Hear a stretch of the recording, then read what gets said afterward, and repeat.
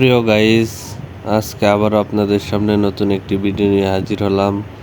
তো আজকে আপনাদের দেখাবো কিভাবে বেকুর মাধ্যমে একটি পুকুরকে সংস্কার করা হয় সুনিপুণভাবে। দেখতে পাচ্ছেন বেকু একটি হাতের মতো, যেটা দিয়ে মাটি উপড়ে তুলে নিয়ে পাহাড়ের উপর বসিয়ে দেয় সুন্দরভাবে, এবং এতটাই শক্তিশালী যে বেকুর শক্তি এতটাই, সেটা আসলেই বলে ভাষায় প্রকাশ করার মতো নয়। সে এত সজোরে চাপ দিয়ে পাহাড়গুলা বসিয়ে দেয়, এতটা শক্ত হয় যে আসলেই অনেক শক্তিশালী হয়ে যায় পাহাড়।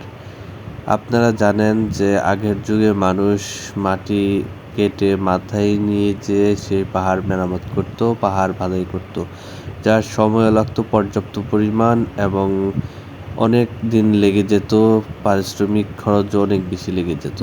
কিন্তু আধুনিক যুগে সেই বেকু নামানোর পর থেকে আর মানুষ সেই হাতের মাধ্যমে আর কোনো কাজ করে না।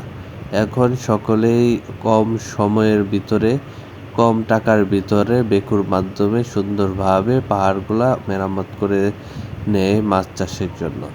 তো আপনারা দেখতে পাচ্ছেন যে বেকু কীরকমভাবে পানি থেকেও কিন্তু সে তার সে মাটি তুলে নিয়ে আসতে পারে।